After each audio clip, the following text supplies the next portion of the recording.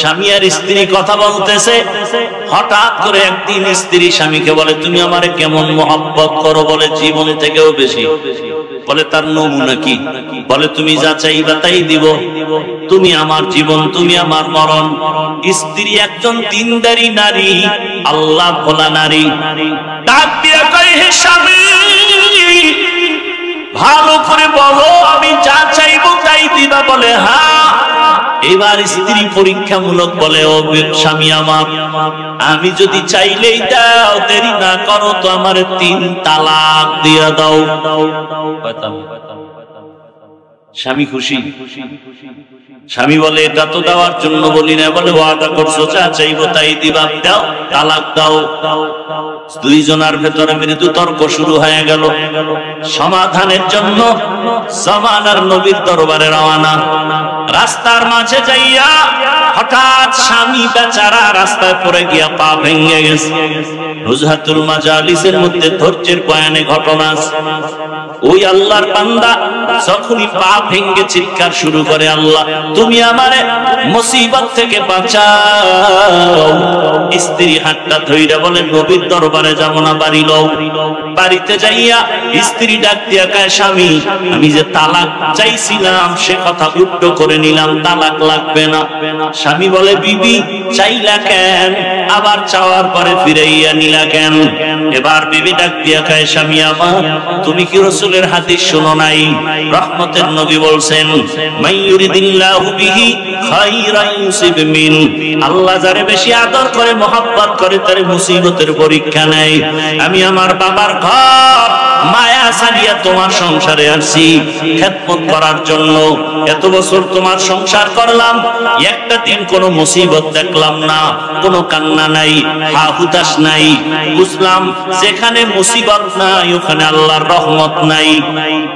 এজন্য কইছি ঘরে থাকবো না, যেখানে রহমত নাই ওখানে আমিও নাই। কিন্তু আল্লাহর কুদরত, যখন তুমি রাস্তার মাঝে গিয়া পড়ে গিয়া পাটা ভেঙে ফেলেছো, তখন তোমার কান্না শুরু হয়েছে। মুসিবত এসে গেছে।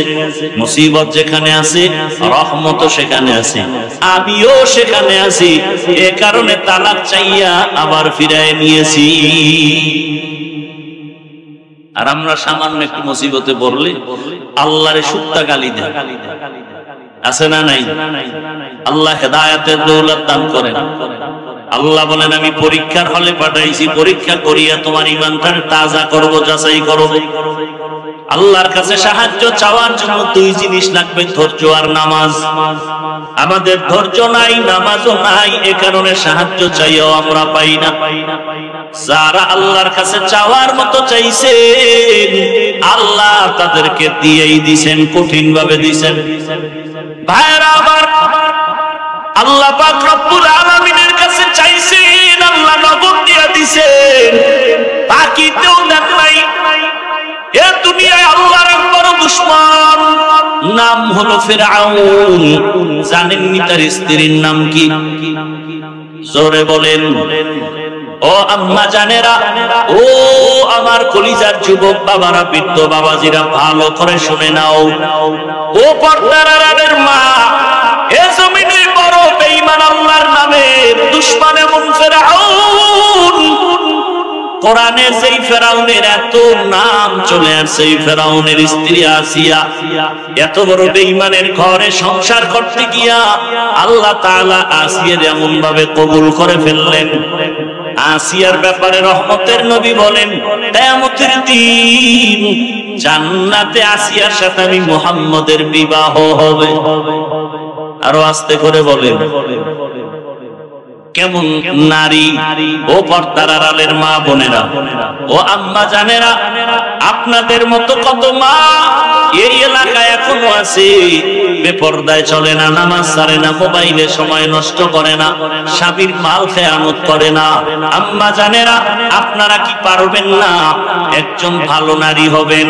ও যুবক বাবারা, আমি তোমাদেরকে যতই বয়ান করি, আমি কিন্তু কথা বলি না আমার মতো টুপিওয়ালা বড় হুজুর হয়ে তাসবিহ হাতে নাও, স্কুল বন্ধ করে মাদ্রাসায় যাও। আমি এই কথা কিন্তু বলি নাই, আমি অন্তর থেকে বলি, আমার দেশে মাওলানা মুফতি মুহাদ্দিসের অভাব নাই, আমার দেশে আদর্শ ডাক্তারের দরকার, আমার দেশে আদর্শ ইঞ্জিনিয়ারের দরকার, আদর্শবান ডিসি এসপি ওসির দরকার।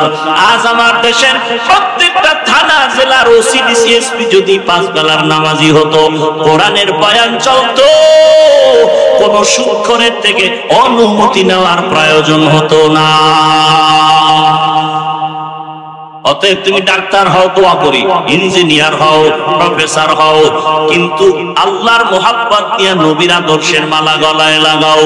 তোমার মতো যুবক তোমাদের চোখের সামনে কি নাই? স্কুলে পড়ে, কলেজে পড়ে, নামাজও পড়ে নাই। বলো তুমি কেন পারবা না রে বাবা?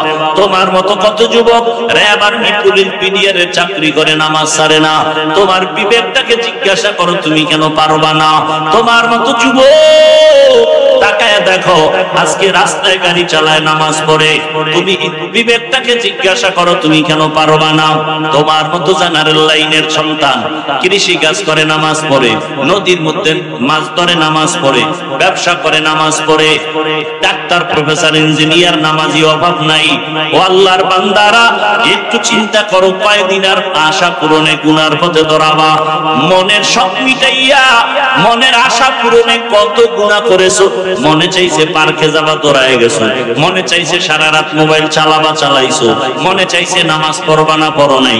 মনে চাইছে তুমি দাড়ি রাখবা না, রাখো নাই। আর কয়দিন, এখনো কি আশা পূরণ হয় নাই? বলো যুবক বাবারা, আর কতদিন পার্কে পার্কে ঘুরলে তোমার আশা পূরণ হবে? বলো আর কতদিন সারা রাত মোবাইল চালাইলে আশা পূরণ হবে? আর কতবার দাড়ি কাটলে আশা পূরণ হবে? বলো আর কতবার নামাজ বাদ দিলে আশা পূরণ হবে? এবং এই কথাটাও বলো, তোমার হায়াতের বাকি আছে আর কতদিন? এমন কোন দিন নেই যুবকের লাশের খবর নাই। পানির মধ্যে যুবকের লাশ, ঘুমের বিছানায় যুবকের লাশ, গাড়ির নিচে যুবকের লাশ, ওই মহামারী করোনায় যুবকের লাশ, ডেঙ্গুর মধ্যে যুবকের লাশ। মাত্র কয়েক মাস আগের ঘটনা, বিদেশ থাকিয়া টাকা স্বর্ণ নিয়ে আসছে বাড়িতে, আনন্দ বিবির জন্য অলংকার। এয়ারপোর্টে এসে নামলো, স্ত্রী পরিবারের সবাই গাড়ি নিয়ে স্বামীকে আগাইয়া নিতে আসলো। গাড়ির মধ্যে উঠলো, গাড়ি চললো বাড়ির গন্তব্যে। যাইতে যাইতে কত গাড়ির মধ্যে বাচ্চা পরিবারের সাথে বহুদিনের মহব্বতের আকর্ষণীয় আনন্দ চলে। আল্লাহর কুদরতের খেলা, বাড়ি যাওয়ার কাছাকাছি গাড়িটা পানির মধ্যে চলে গেল।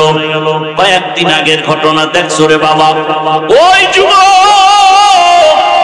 চোখের পানি ছেড়ে মিডিয়ার সামনে কান্না করে।